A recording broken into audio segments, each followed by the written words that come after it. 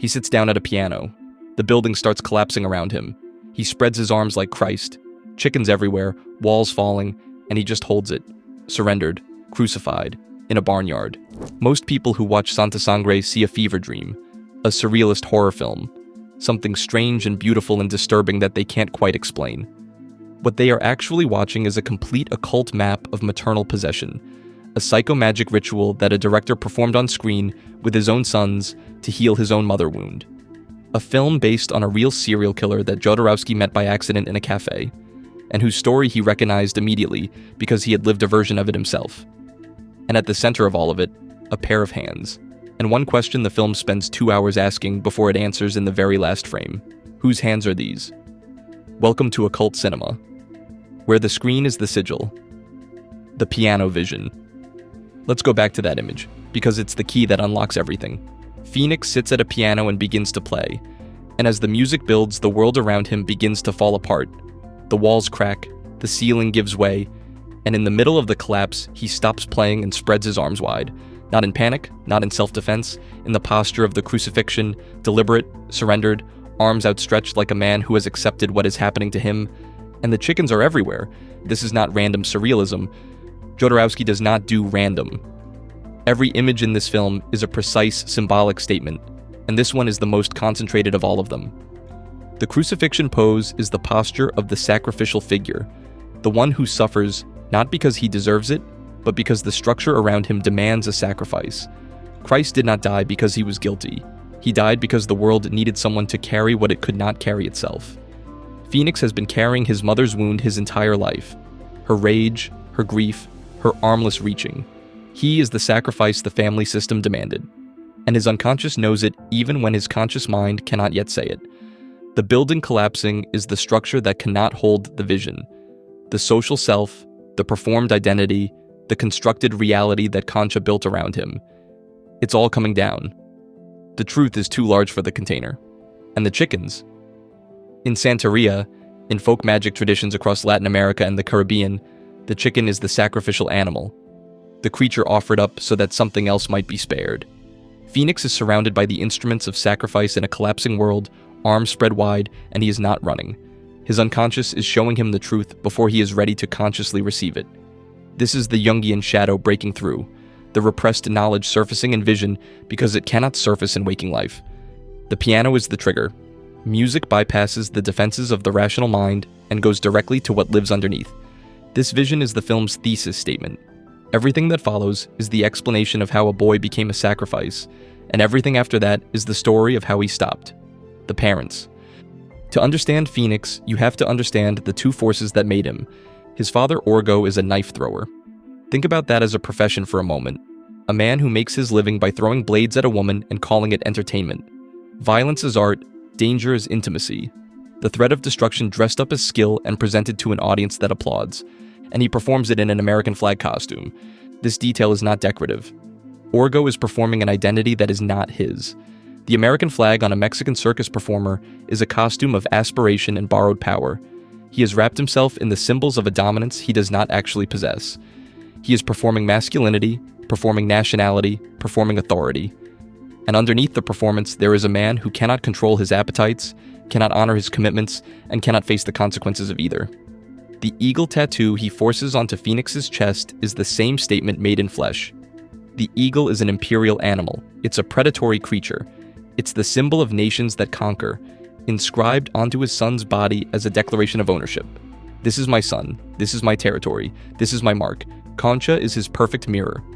Where Orgo performs through the body, through knives and costumes and physical dominance, Concha performs through faith. She leads a cult. She drinks holy blood. She prostrates herself before an armless saint and calls it devotion. But her religion is not about transcendence. It is about control. The church is her stage, the congregation is her audience, and her son is her most captive worshiper. Both parents work in the circus. This is essential. The circus is the world where nothing is real and everything is performed, where pain is entertainment, where the freakish and the broken are put on display and called art. Phoenix was born into a world where trauma was the show, where the appropriate response to suffering was to dress it up and sell tickets. And then they destroy each other. When Concha discovers the affair, She pours acid on Orgo's genitals, attacking the source of his betrayal, the seat of his transgression. He severs her arms, destroying her ability to reach, to hold, to act in the world. They are perfectly matched in their capacity for destruction. Two performers who saved their most devastating act for each other, and Phoenix watches all of it, locked in a trailer, unable to look away, unable to intervene, the child as the audience for the final performance. This is the alchemical split.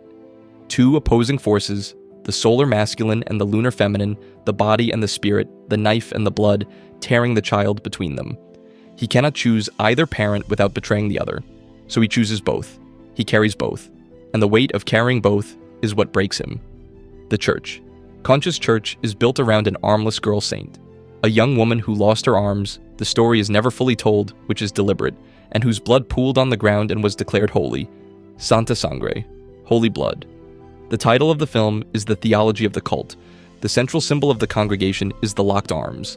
The followers cross their arms over their chests and hold them there, voluntarily surrendering the use of their own limbs in solidarity with the saint who lost hers.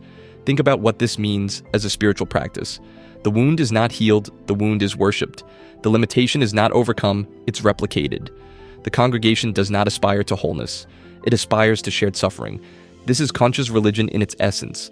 Suffering as identity, the wound as the sacred, the inability to act, the armlessness, elevated to the status of the divine. The armless saint is a Gnostic figure in the most precise sense. The divine stripped of the ability to act in the material world. The spark of light trapped in matter, unable to reach, unable to touch, unable to change anything. The Gnostics believed the material world was a prison, that the true divine was locked inside flesh and could not get out. The armless saint is that theology made into a body, God in the world, unable to move. And Concha has built her entire identity around this image.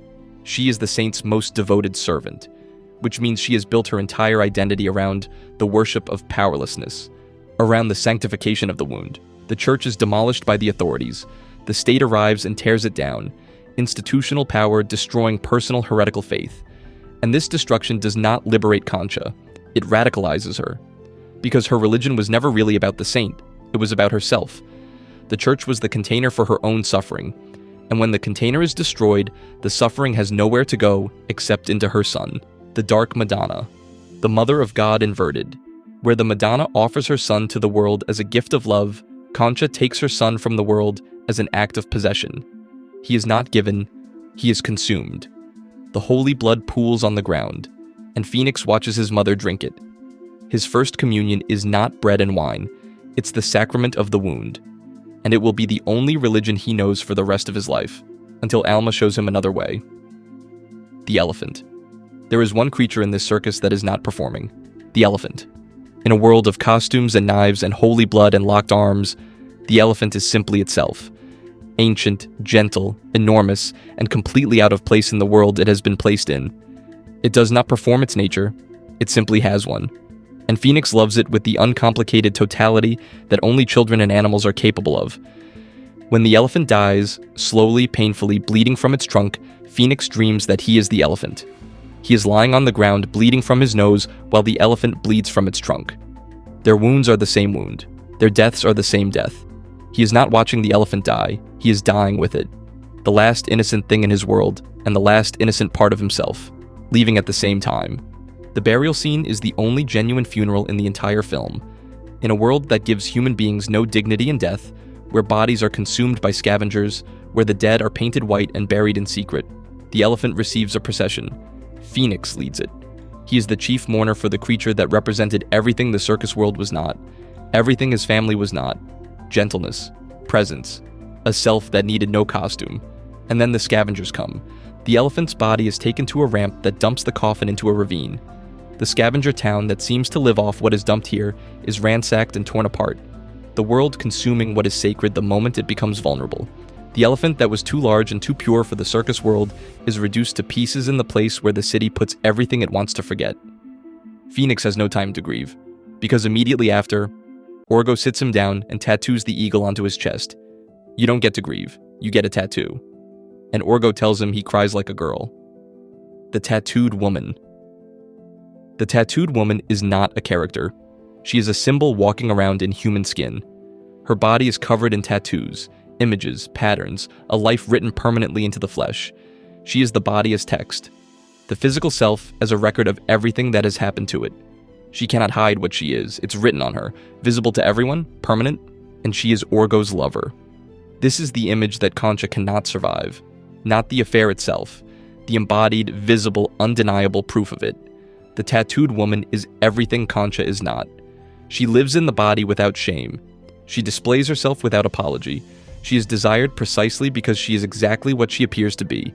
No performance, no theology, no locked arms. Just flesh. But here's what the film does that is so precise it takes your breath away. Every time adult Phoenix encounters a woman who reminds him of the tattooed woman, every time desire surfaces, every time the body asserts itself, Concha appears. She materializes out of his psyche like a reflex.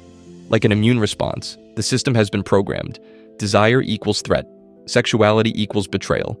The body equals destruction. This is the inherited wound in its most complete form. Phoenix did not experience the betrayal. His father did it. His mother suffered it. But the wound passed through them and into him with perfect fidelity. He carries a trauma that was never originally his, and it controls him with the same force it controlled Concha, because he never learned to tell the difference between her feelings and his own. The tattooed woman flees with Alma when the parents destroy each other. Pure love stolen away by corrupted sexuality. The two things Phoenix needed most, taken in the same moment by the same catastrophe. And every woman he meets afterward is filtered through that original image. Every encounter with desire becomes an encounter with the trigger. Every moment of connection becomes a moment of danger. Because somewhere in his fractured psyche, his mother is always watching, and she will not allow what she could not have. The possession of the hands. She has no arms, she has been dead for years, and she is still controlling every move he makes. This is the central horror of Santa Sangre, and it's not supernatural. It's psychological, which makes it infinitely more terrifying. Because supernatural possession can be exercised, psychological possession has to be understood, and understanding requires looking directly at the thing you have spent your entire life looking away from. Concha died when Orgo severed her arms. Everything we see of her after the circus, every scene of her directing Phoenix, controlling his hands, appearing in his room, whispering in his ear, is a construction of his fractured psyche. She is not there. She was never there. He built her. Out of grief and guilt, and the terror of a child who watched his mother be destroyed and could do nothing, he becomes her arms. In the cabaret act, Phoenix sits behind Concha, or the mannequin he has constructed to represent her. His arms extend around her body and become hers. He plays the piano for her. He gestures for her. His hands do everything her hands cannot, and the audience applauds. The red fingernails are the symbol of her control. Painted onto his hands, her aesthetic, her choice, her mark on his body, just like the eagle tattoo his father forced onto his chest. Both parents have inscribed themselves onto him, one in ink, one in nail polish, both claiming ownership of a body that was never given the chance to belong to itself. The mannequin is the most devastating detail in the film. He built it himself. He constructed the prison with his own hands and then climbed inside it. This is what unprocessed trauma does. It doesn't just wound you, it gives you the tools to wound yourself indefinitely. The mother doesn't have to be present. The child learns to do her work for her. And the question the film asks from the first frame to the last, whose hands are these, is not a metaphor. It's the most literal question a human being can ask about their own life. Are these actions mine? Are these feelings mine? Is this self mine? Or am I living inside someone else's wound and calling it a life? The murders. The possession has a body count. 3 women, each one a specific symbol, each one killed not by Phoenix but by Concha, through Phoenix's hands, through the trigger, through the inherited wound expressed in its most devastating form. The first murder, the tattooed woman, the original symbol. Concha's rage at the source of her destruction expressed through her son's hands decades after her death. He kills what his father desired. He completes his mother's revenge with his own body. The wound is so deep, it has its own momentum. It does not need Concha to be alive to keep moving forward. The second murder. The woman who wants to work with him professionally, who sees his arms as a useful instrument, who wants to use him as a tool. She looks at Phoenix and sees not a person but a function, hands without a self attached, and Concha kills her through him. Because this woman is doing to Phoenix exactly what Concha has always done, and somewhere in the fractured logic of the possession, that cannot be allowed to exist outside the family system. And the third murder, the strong woman, physical power, independence, a body that belongs entirely to itself. Everything Concha feared and destroyed in herself when she built a religion around powerlessness. The strong woman is the antithesis of the armless saint, and she cannot be allowed to live in Concha's world. And then the graveyard. He has buried them. All of them. Not just these three, but many women. I counted about 15 of them in the shot where they are all emerging from their graves, but I think Jodo wanted this scene to feel like we have no idea how many times he has really killed for his mother, because Phoenix himself also has really no idea. Phoenix painted them white before he put them in the ground. White, the color of death and of purity simultaneously. He was performing a burial ritual, trying to sanctify what he had done even as he did it, trying to give dignity to the people his hands destroyed. The gesture is heartbreaking precisely because it's so inadequate and so genuine at the same time, and then he asks for forgiveness. He stands in the graveyard and he speaks to the dead, all 15 of them. He does not ask for absolution from a priest. He does not perform the ritual in a church. He goes to where they are and he speaks directly to them. This is the psychomagic turning point, the moment the symbolic act becomes the real act. Forgiveness sought from the dead is not about them, it's about him. It's the moment he takes full ownership of what his hands did. Not Concha's hands, his hands. And the moment he does, Alma returns. You cannot receive love while carrying unacknowledged guilt. The forgiveness clears the space. The confession without a priest in a graveyard at night is the most honest religious act in a film full of false religion. And it works. Not because the dead forgave him, but because he finally told the truth. The clowns and the assistant. From the very beginning of the film, in the circus, in the asylum, in the streets, the clowns are present, watching, performing, laughing, always at the edges of the frame, always witnesses to what is happening to Phoenix without ever intervening, and the little person who is Phoenix's assistant, always close, always loyal, always small. We accept them as part of the world of the film. Of course there are clowns. It's a circus story. Of course there is a small companion. This is Jodorowsky. The surreal is the normal here. And then at the end, they are revealed as imaginary, at least in his adult years, just like Concha.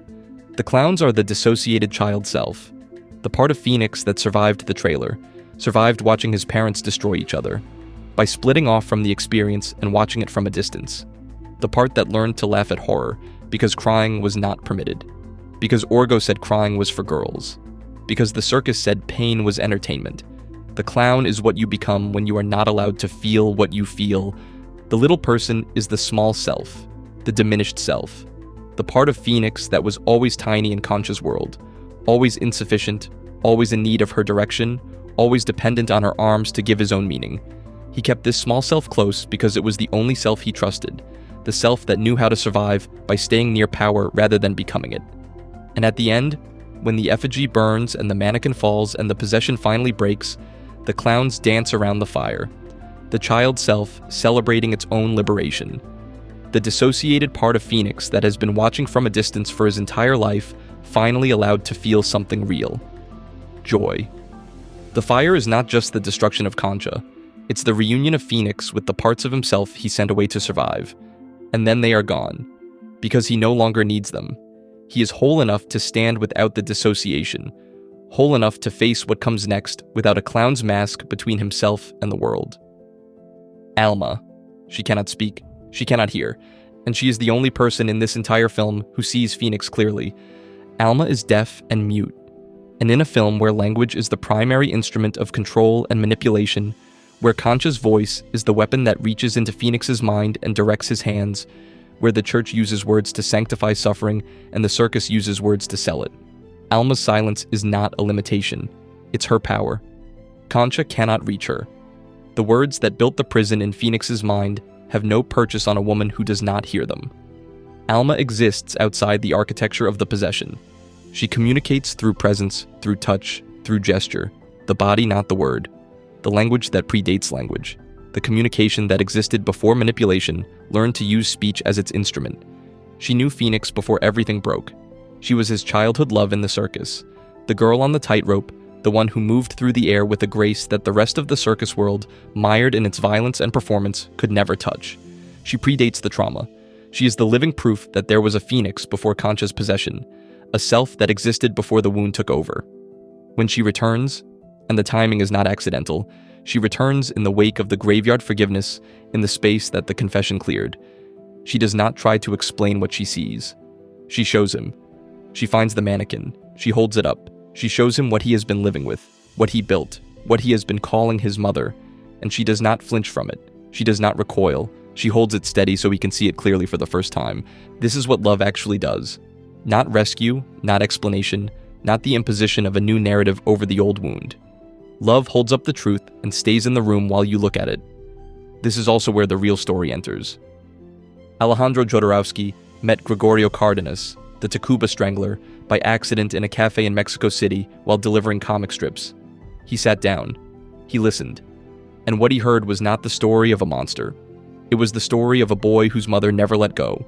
A boy who committed terrible acts while possessed by a wound he did not choose and could not name. And the real Cardenas, in prison, did what Phoenix does. He studied, he created, he learned law and psychiatry and art. He rehabilitated himself not through punishment but through understanding, through the slow, painful work of looking at what he had done and asking why. He was released in 1976 as a genuinely changed man. Jodorowsky recognized the story because he had lived a version of it. His own mother wound, his own possession, his own long work of liberation. He made this film with his own sons playing Phoenix, the young and the adult, because the film itself was a psychomagic act, a symbolic healing performed in the real world to address a real wound. He put his own family inside the story of liberation and filmed it. Because in psychomagic, the gesture is the healing. The act is the medicine. Alma is the instrument of that healing in the film. The one who shows him the mannequin, the one who removes the red fingernails, physically, deliberately, one by one, dismantling the last symbol of conscious control with her own hands, giving his hands back to him before he even knows they were taken. She does not save him. She shows him what saving himself looks like, and then she stays. The final struggle. Everything has been building to this. Concha knows Alma has returned, and she will not allow it. She directs Phoenix's hands toward Alma, the final murder, the one that would complete the possession permanently, the one that would destroy the last thing capable of reaching him, and Phoenix refuses. For the first time in the film, he refuses. His hands stop.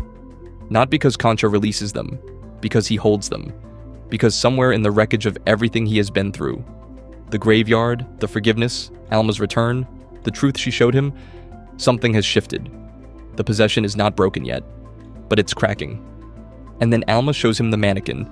He stabs it, he stabs Concha, and she vanishes, because she was never there. The mannequin falls, the construction collapses, the prison he built with his own hands and lived inside for his entire adult life, gone. Not destroyed from outside, dismantled from within, by his own hands, the same hands that built it. He throws the mannequin from the balcony, and then he burns it. This is iconoclasm as liberation, the destruction of the idol, the burning of the false god. Every reformation, every revolution, every moment in human history when a people decided that the thing they had been worshipping was not worthy of worship. It looked like this.